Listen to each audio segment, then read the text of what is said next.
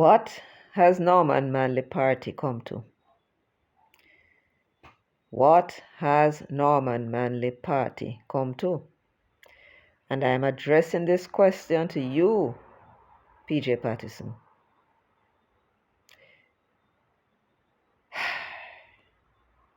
Hello everyone, welcome to Jamaica 411. Thank you so much for stopping by, keeping me company as usual. If you're here for the first time, welcome. If you are rejoining me and you are my subscribers, welcome back. And thank you always for supporting this channel. I do appreciate it. Please, everyone, go ahead and hit that like button. And I would suggest that you do it from now because, when we get into our business, you will not even want to pause and do any such thing. All right. Also, would you please subscribe if you have not yet done so?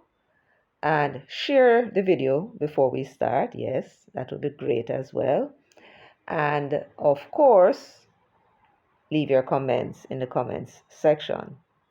I'm getting so many comments now, I can't keep up, but I will get through them at some point. So don't be disappointed if you're not seeing me liking the video as I usually do. All right, so what are we about today? The People's National Party's 86th annual conference. And when I would see the labor rights calling the PNP a criminal organization, I said, but I not going to pay that no man, because the same so PNP call the JLP a criminal organization. So, it's politics.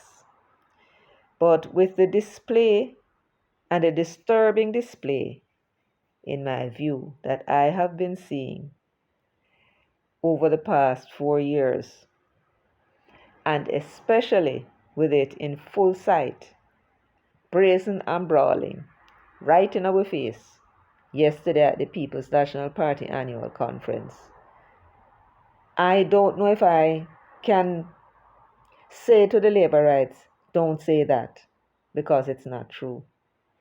No. What I am seeing here is a blatant attempt. Well, it is a legitimate attempt to try and get hold of state power. Nothing is wrong with that as a political party. That is the reason why it exists. But it seems to me these days that the People's National Party has no standards. In the history of this country, except for circumstances where persons were locked up for political reasons, they would argue in 1976 and probably after and before.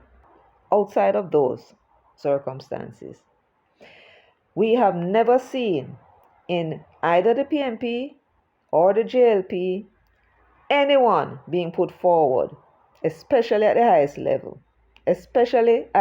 level, who were convicted of a criminal offense, spent time in prison. I don't know of any. If you know of any, you please let me know. If you know of any, write it down in the comment section and I'll review it. And then when I come back next time, I will mention it and take back my words. When persons are put forward and news come to the political party that this person were arrested for a crime or charged for a crime or went to prison for a crime, once it get back to the political party, they usually withdraw the candidate. That gentleman Hines, the one that was killed over in Portmore, the JLP candidate, he was arrested for murder, and he was the candidate for the JLP many years later. And the people were up in arms because, of course, they believed that he had committed the crimes of which he was arrested. that aside, the idea that you are going to take somebody who was convicted for a criminal offense and think that that person is fit and proper to sit in our parliament says something about you. You cannot be clean as a whistle as they are trying to portray you. There must be something desperately wrong in your mind, a corruption so deep that you can no longer tell the difference between what is wrong and what is right, appropriate or inappropriate. That is a sign of a person who is corrupt, and they have been practicing that corruption for a long time. And when you do that, what it does to you is that it whittles away at your moral fabric, that fabric that your mother gave to you as a child growing up. For the most part, people are taught what is right and what is wrong. We must not steal, we must not lie, we must not kill, we must not be envious or jealous. All sorts of things we were told by our parents, the mothers especially, and the females in our lives, what is right and what is wrong. And we grow up as idealists. When we are supposed to do something wrong for the first time, it affects our conscience in a very bad way. Are you in agreement? The first time you do something that you know is not right, your conscience starts to kill you. You have to now justify to your conscience why it is right. And then in doing so, you may tell yourself, all right, if it is money that I am receiving, and money is what it is, I need to do so and so. You have to convince your conscience that there is nothing wrong with taking money from somebody as a bribe, for argument's sake, because you're not doing any harm to anybody else. It's a transaction, and you are in agreement, and the other party is in agreement to pay, and you are in agreement to receive. In your own mind, you convince yourself. And so you do it a second time, and you convince yourself some more, and you continue until it no longer becomes a problem for your conscience. What you have done to yourself is make wrong right and right wrong. You have corrupted your consciousness. You see, after a few years of practicing that, it becomes so ingrained that you start to make mistakes. What kind of mistakes you make? I'll give you a quick example. You are in the business of, say, for argument's sake, bringing in a container of oil. The container of oil, you pay a customs officer a certain amount of money for him to say it is something else, and so you benefit from reduced duties. You bring in the oil, and because you didn't have to pay the high duty, you can now undercut the price and literally chase everybody else out of that business. For you, you benefit from it immediately. You think that you're smart, and because you made profits from the transaction, you believe nothing is wrong with it. My story is a little bit different. Me can't do nothing wrong. The instant me start to do anything wrong, everything just turned on. Me have to find out what it is and where it is that I went wrong and go correct it before you start to say things are happening again. You follow what I'm saying? I'm sure a great deal of you out there is the very same thing. That is why you have to walk the straight and narrow. And when I say do something wrong, it could be something very simple. You follow me? But with some people, they are very unfortunate that when them do something wrong, they profit from it. that is like life setting them up for a fall later.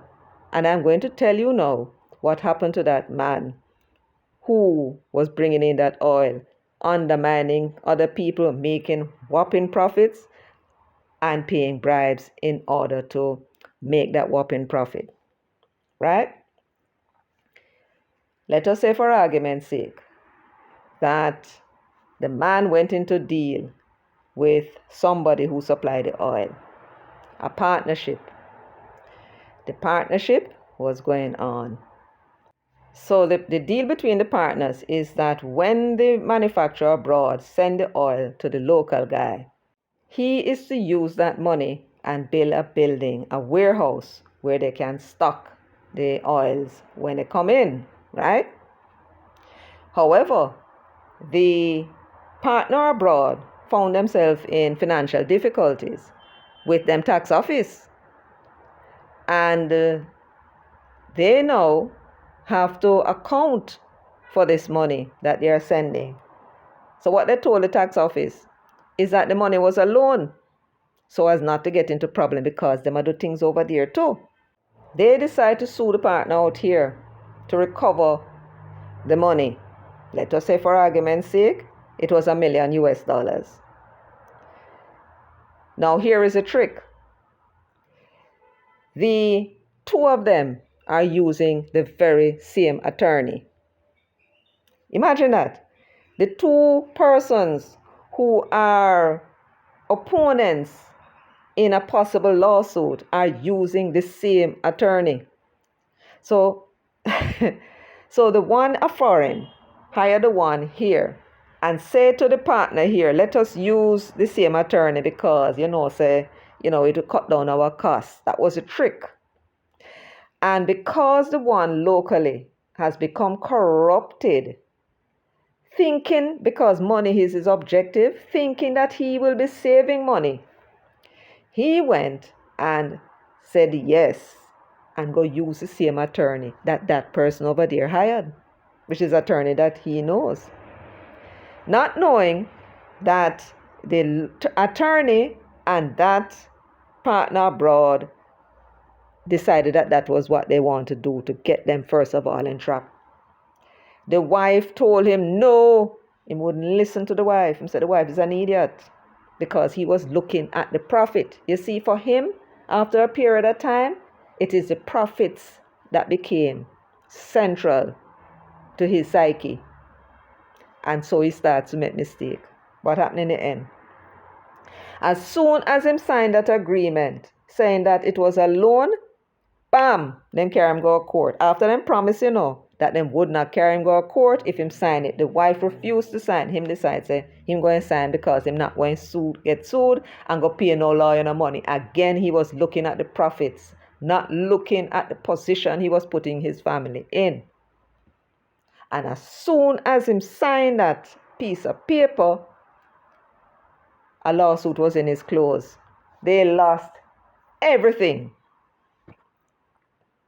It was ingenious on the wife to do a little fancy footwork, and they were able to get something out of it, a house. And him took his part of the money that he was able to get out of the system, because remember, it's a lawsuit to face them now, and the whole of them assets tie up, right?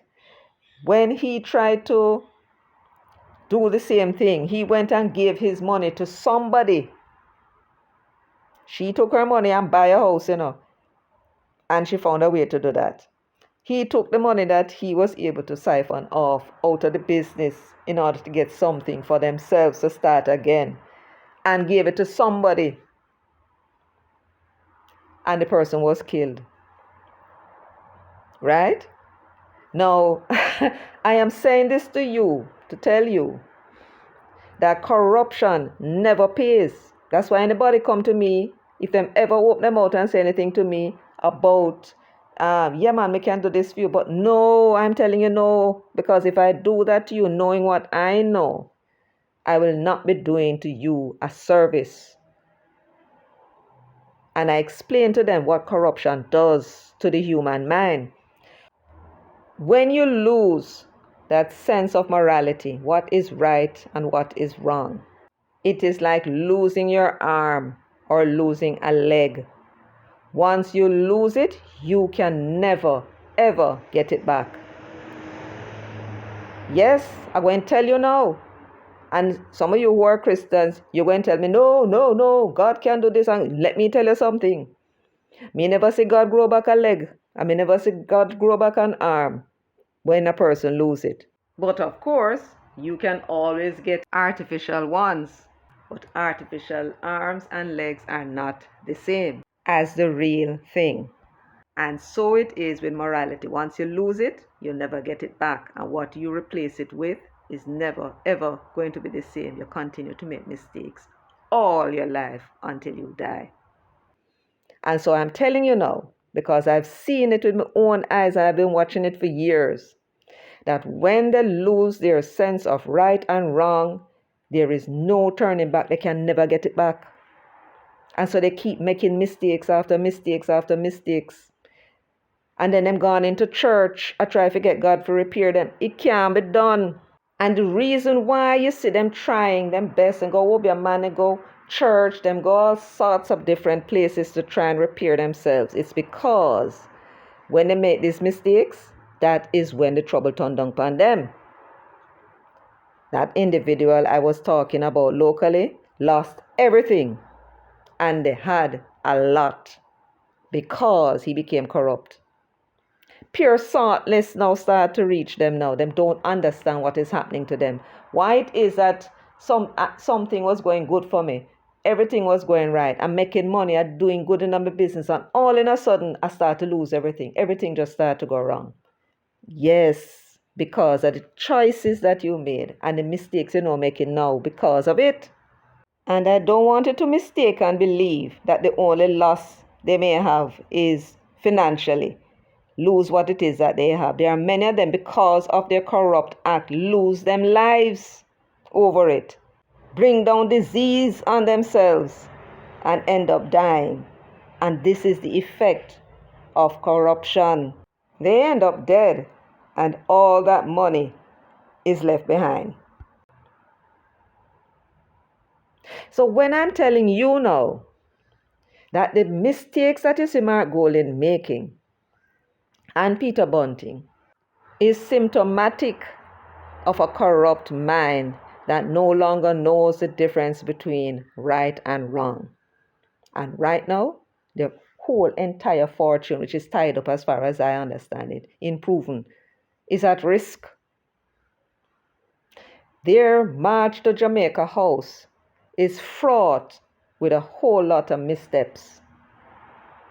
And the idea that they can bring persons with criminal background into our parliament is going to be the death of them. These men are corrupt to the core, and the People's National Party is paying for it. Let me illustrate for you, PJ, if you don't get it. And I'm sure you get it. You're about 20 years my senior, so you're no fool. You know exactly what I'm about to tell you. When a company is applying for banking license in Jamaica, there is something called a fit and proper test. Fit and proper test, where the police are asked to do some investigation, not just locally, internationally. It is imperative that you know who these people are that are seeking this bank license. If you find when you check the company's office, it is said to be owned by a company in another place, and you check with there and you find say it's owned by another company and it's owned by another company and it's owned by another company, meaning to say you don't know who is behind this company, and therefore it is obvious they are trying to hide who is actually behind the company. Are you going to give them that banking license? Are they fit and proper? No. Not fit and proper. And my viewers and my subscribers, please remember to like up the video, all right? Please, if you're just joining, like up the video. You're not going to give them the banking license because they don't meet the fit and proper test. Now, I would like my viewers and my subscribers to understand that this is not a scenario I'm putting to you. These are things that happen in Jamaica. Even legitimate businessmen, or who appear to be legitimate, if you ever go in one of their properties that they own, and you check, you see that the property is owned by a company. That company is owned by a company, which is owned by a company all the way back.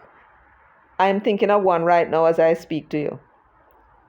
Especially if they go and set up the company in a country under laws which prohibits the information about the owners, shareholders, and anything about that company being public. It is often in support of their offshore business that they have in their country, right?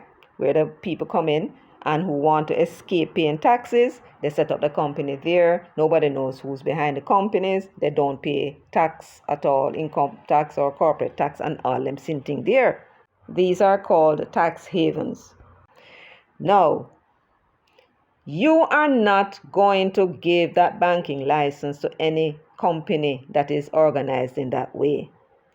And even if the company is set up in Jamaica and all legitimate, set up in the US or wherever, and you can go and see who owns the company, the shareholdings of the company, as well as the persons who are directors. If, when the police do their checks, they find that one of those directors of the company are brought back adverse trace, meaning to say they're not necessarily involved in the crime, but they are associated with somebody who is known to be in crime. For example, the Mexican cartel, for argument's sake, and they have links there. They might go have lunch with somebody who is in the criminal underworld. That alone is going to make them not fit and proper. And the companies are either going to have to get rid of that person.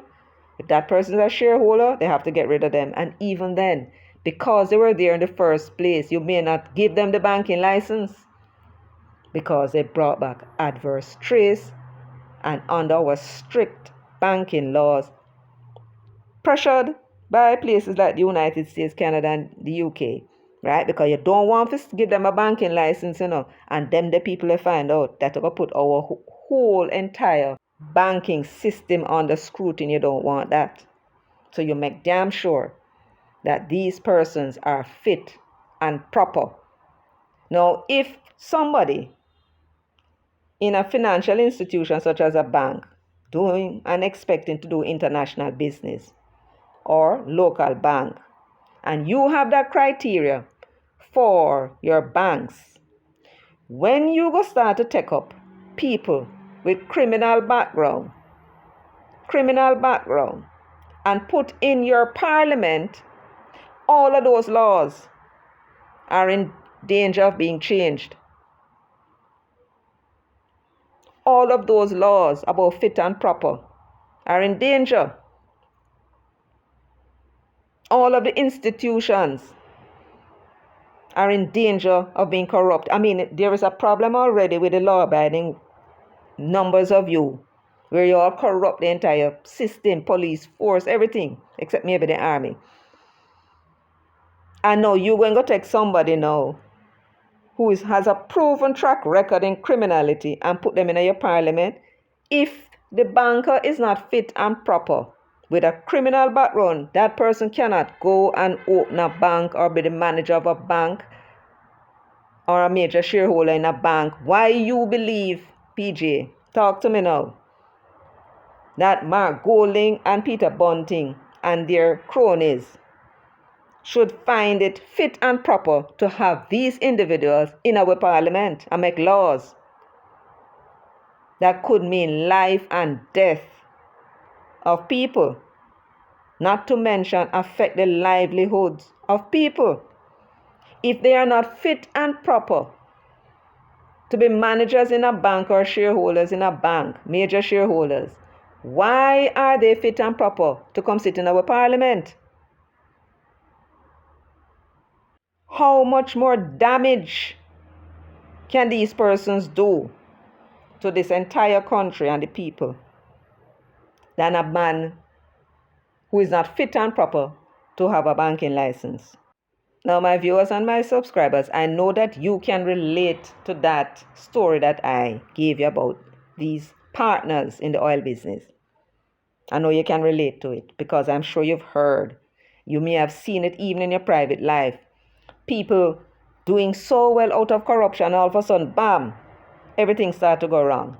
Some of them may even lose their lives because of it. Because when you start to do something wrong as black people, them the white people and them Chinese people, all of them people are different. But once we start to do something wrong, if the universe don't favor us, it will allow us to think we are benefiting from it.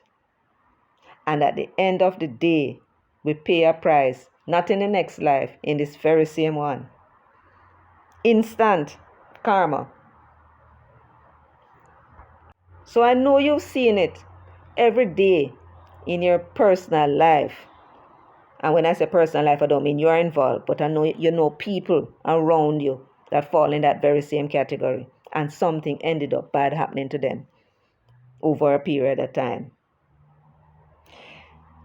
And I'm saying to you that when Mark Golding is going to come to you and tell you, Mark Golding and Peter Bunting, don't forget them, they are the twin devils. When they come and tell you that they are about transforming the social fabric of this country, and them attack criminals with criminal background, and are put in your parliament, is that what they have in mind? What exactly it is they have in mind? When you take persons like that and put in the parliament, all of them, the mad people out there, are commit crime. How them expect them to feel about it? That maybe them can come sit down with parliament too. All them have to do is serve them time, and them can come sit down in parliament too. You see, like when Portia became the first female prime minister, and women might have feel like, we can achieve and break through the glass ceiling. That's what the criminals out there will be thinking too. So where will be the disincentive for a young fellow not to commit crime? Especially if he want to go in the police force, he want to go into politics, he want to go here, and no matter what is happening, and no matter how much temptation is coming his way, he's not going to do it because he knows it's going to mash up in future. No, he might say to himself, but I can't do it. Do it. And if me get away with it, me get away with it. If me get caught, no problem. Me can go right now to parliament, go sit down. As high as that. I don't know if that is a very good idea, and that is the right signal that we should be sending. People need to understand that you must obey your parents, obey the rules of the society, especially the ones where you're doing damage to other people. You must obey them. And when you take the decision to cross the line, there must be consequences. The Roman Empire, the Greeks, all of those ancient powers, every single one of those societies were brought low when corruption started to seep in. Greed, sexual deviances, all kind of debauchery the leadership got into. And eventually, the society broke right down, and the enemies came in and defeated them. Right? Because they came weak. Corruption can never strengthen you. This country has never been up there. I mean, we've always been struggling as a people when it comes to the economy, for argument's sake. But don't believe for 1 second that as bad as things are, it can be worse. Because this society has been deteriorating socially and morally for a very long time. Very long time. And it has gotten worse now over 10 years ago. And at that time, it was worse than 10 years before. Don't think it can get worse. It can get worse. And when it gets worse, the crime is going to increase. It's not going to be solved. Because those who are leading us are not setting example. They are not walking the high moral ground. It is all about power.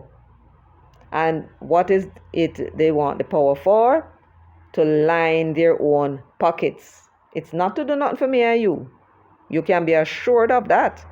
Because if what they intend to do is something good for people, with the money that Mark has, you would have seen a lot more transformation go on in a jungle. You would have seen a lot more things go on for the people in jungle. He would have been out there getting him tapanaris friend them to lend money and do all sorts of things for the people, and it's not happening. It's not about us. It's about them. And what could they be taking themselves to go into parliament for, except to further enrich themselves, because that was how they became rich in the first place. That was how they got their riches in the first place. It was with their connection with the government in the 1990s and the favors that they got that made them rich. They went into private sector and started to compete with others, and as you can see, the company proven is floundering, losing share price rapidly because the financials of the company is not going in the right direction. And so people are offloading their shares and bringing down the price. Already for this quarter, they lost something like 280 million Jamaican dollars. If I recalled right, people are drawing the money out of the banks, the two banks them have a foreign, right? Go and look at the finances, you see where that the liability, which would ordinarily be the deposits, have fallen by over $100 million US. So they are in deep trouble because they are not really businessmen. So now they understood that they really need to get back in government. This time, they were not going to rely on anybody to grant them any favors. Them going for the whole hog themselves. Prime properties are owned by the government. And the way in which Mark keeps talking about these properties, that man really can't keep nothing in, something wrong with him. And it's difficult for him to keep things in. And so it will come out in some fashion or other.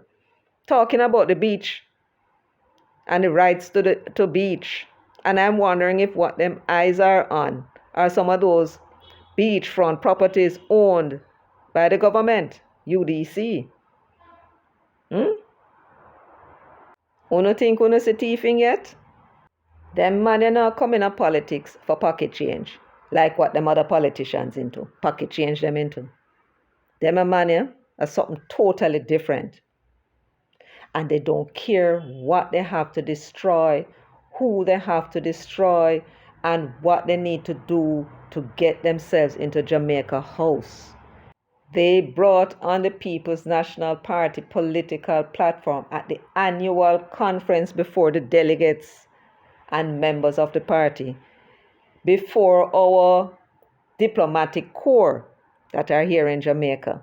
You can imagine what they'll be writing back to their government. A man who was convicted of murdering another man, Lizard.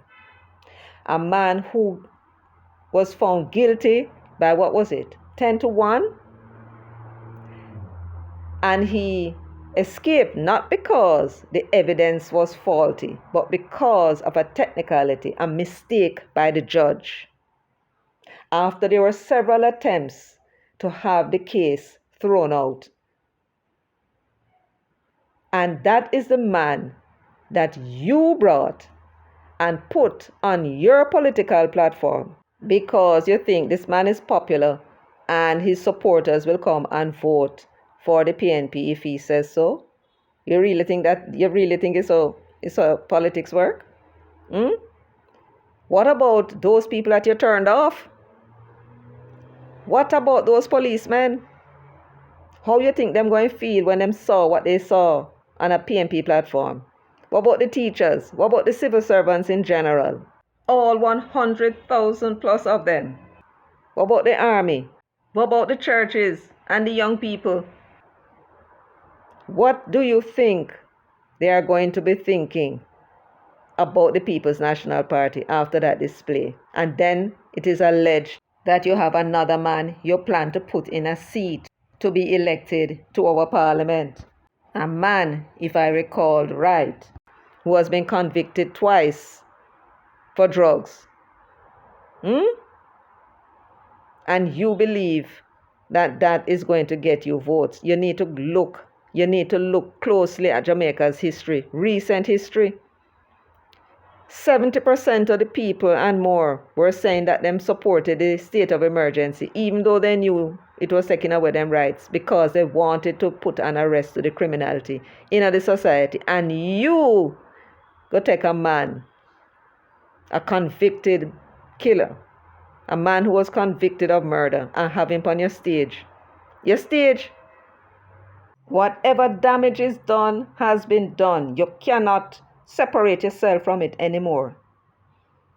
Because that well choreographed conference must have had his entrance and the chief's entrance as part of its program, and that they would come into the arena and come on the political platform where the members of parliament and the senators, these are elements of the seat of power in our country, were seated. You brought that man and you had him displaying to the comrades, and they were yaying, like they believed that this was a benefit to the People's National Party. The People's National Party, Norman Manley's party, Norman Manley of all persons party. Now a haven for criminal deviance. That's all I have for you today. I will certainly be coming with another video later on, where I will be analyzing the conference, especially Mark's speech and all those bags of goodies that he was saying that the PNP would do in future. We want to have a look at them and see if they are really genuine policies or just some little phrases they put together because I think that these are what the people want to hear to put them in Jamaica House. So until next time, take good care of yourselves and walk good.